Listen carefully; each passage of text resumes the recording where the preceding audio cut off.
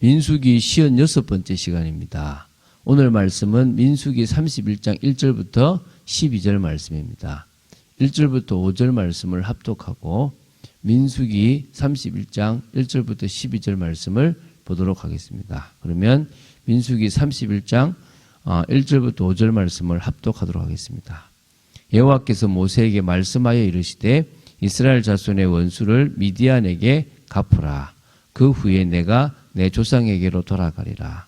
모세가 백성에게 말하여 이르되 너와 함께 있는 사람들 가운데 전쟁에 나갈 사람들을 무장시키고 미디안을 치러 보내어 여호와의 원수를 갚되 이스라엘 모든 지파에게 각 지파에게 1000명씩을 전쟁에 보낼지니라 하매 각 지파에서 1000명씩 이스라엘 100만 명 중에 12,000명을 택하여 무장을 시킨지라. 아멘. 지금 여러분 이해가 되십니까? 주님이 우리 대신 원수 갚아주십니다. 미디안이 되게 못되게 했거든요. 악하게 했어요. 미디안이 모압을 유혹해가지고 저주도 하게 만들고 또 이스라엘 백성들을 유혹도 하게 하는 아주 악질일을 했단 말입니다. 그래서 오늘 이스라엘 자손의 원수는 곧 여기 보면은 3절에 여호와의 원수, 하나님의 원수 겁니다. 그래서 하나님이 대신 갚아주세요. 그래서 하나님이 갚아주시기 때문에 우리 보고 원수 갚지 말아요. 왜? 그거 갚는 중에 하나님과의 관계 끊어지고 그거 갚는 중에 죄 짓거든요. 그러지 말라는 거예요. 오히려 그 어떤 상황 속에서도 누구와의 관계를 회복해라? 하나님과의 관계를 회복해라. 여러분, 제가 아내하고 부부싸움만 해도 사실은 힘들어요. 그렇잖아요. 그러면 누구하고 힘들겠습니까? 하나님하고 힘들다니까요. 그런데 제가 부부싸움을 하든 무슨 일이 있든지 간에 빨리 제가 제 감정을 조절해서 누구하고 관계를 회복합니까? 하나님과의 관계를 회복해요. 낙심하거나 시험 드는 시간을 자꾸 줄여나가는 거예요. 이유가 뭡니까? 그것만큼 사단이 기뻐하는 거예요. 그것만큼 나는 영적으로 손해보는 겁니다. 그래서 결국 하나님께서 당신의 시간표에 멸해버리신다는 거예요.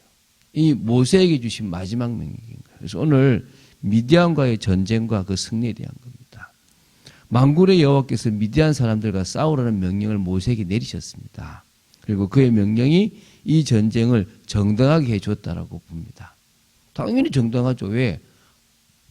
이 하나님의 백성을 건드렸으니까. 하나님 당연히 나가서 싸우거든요.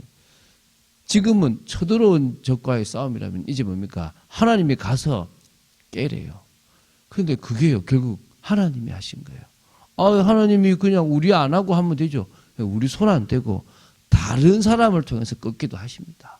그래서 우리는 그냥 가만히 기도만 하고 있어도 돼요. 그냥 은혜 받고 우리의 삶을 살아가면 돼요. 자존심이 상하는데요. 예, 사단이 노리는 게 그거예요. 내가 억울하잖아요. 사단이 노리는 게 그거예요. 지금도 계속 나를 건드리는데요. 난 지금 못 참겠는데요. 사단이 노리는 게 그거라니까요. 어떻게 하면 됩니까? 그래, 내가 지금 못 참을 상황이지만 피할 길을 내신 주님을 바라보고 나는 오늘도 은혜 속으로 들어가자 이러면 되는 거예요. 그러면은 이렇게 미디안을 심판하듯 하시게 돼 있다는 거예요. 다시 한번 미디안 사람이 누군지를 보겠습니다. 아브라함의 첩이었던 그두라를 통해서 낳은 후손들이에요. 그 아들이거든요. 그래서 이드로가 살고 있는 가나안 남쪽에 일부가 정착했고 그래서 거기는 참되신 하나님께 계속 숭배를 했습니다. 그러나 지금 이스라엘 백성들과 대치하고 싸워 멸망할 이들은 가나안 동편에 정착했던 사람으로서요. 모압 사람들과 이웃하여 동맹함으로 우상 숭배에 빠졌었던 사람들입니다. 그래서 그들은요. 그들의 땅은 이스라엘에게 이렇게 주기로 계획되어 있지 않았어요. 사실은 그 땅은 다른 땅이거든요. 또 그들이 이스라엘 사람들 가운데 나쁜 여자들을 보내어 그들을 음란과 우상 숭배에 빠지게 하지 않았으면 굳이 멸할 필요가 없었던 땅이에요. 그런데 굳이 그 일을 모압을 꼬셔서 했다는 거예요. 그래서 이스라엘을 괴롭히고 이스라엘 사람들로 하여금 하나님의 진노가 임하게 했단 말입니다. 그래서 하나님께서 이제 심판하시는 거예요. 그래서 이스라엘이 이 미디안과의 전쟁은 말 그대로 심판이고 보복 전쟁인 겁니다.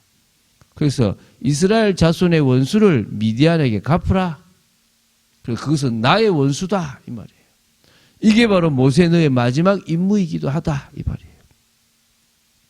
하나님은 미디안 사람들을 징벌하시고자 하여서 그들 나라 중 이스라엘 진영에 가까이 있는 부분을 침입하게 하셨다는 거예요.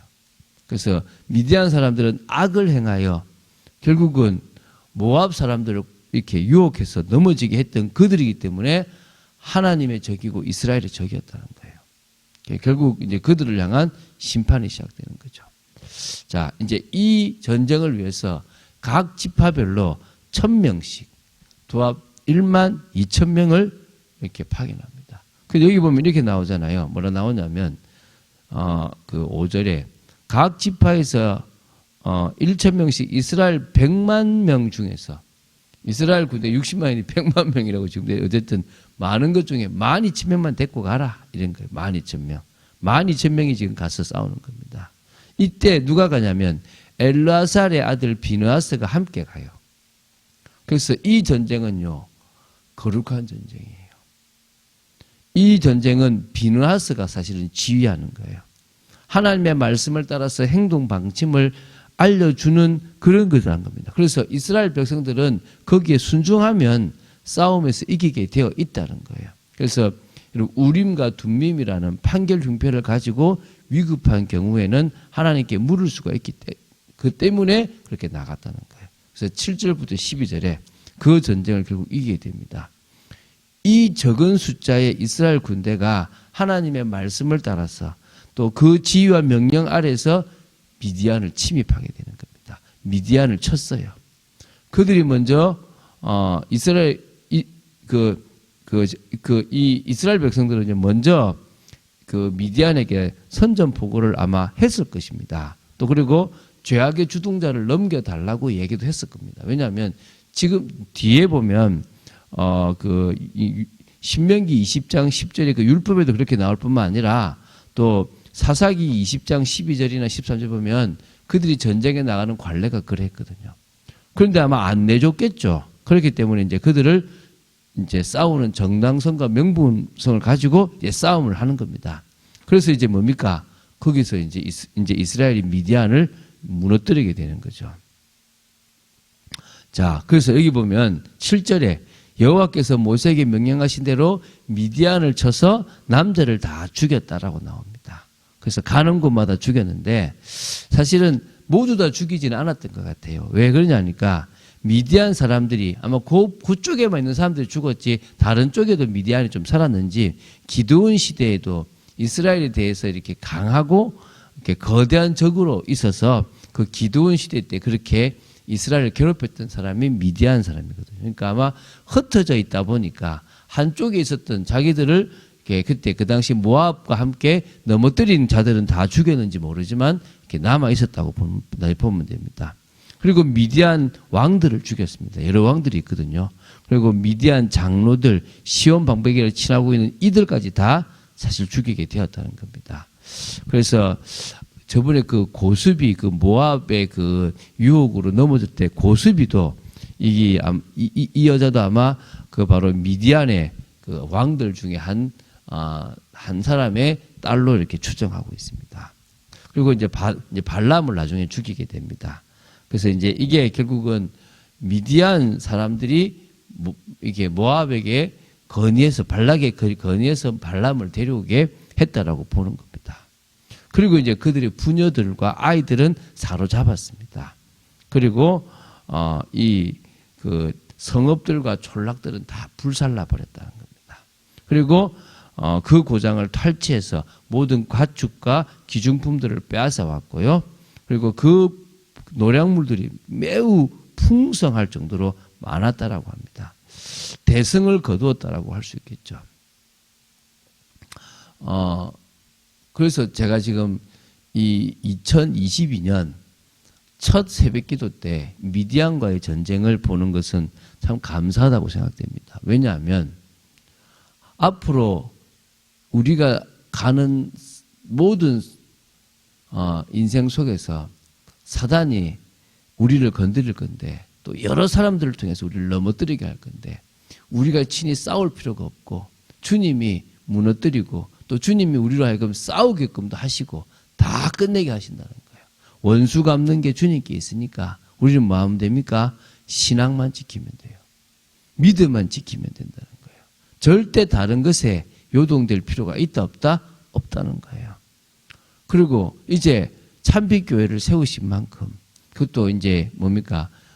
새 예배당을 주신 만큼 우리는 하나님 앞에 뭐요? 눈에 보이지 않는 교회들을 세워나갑시다.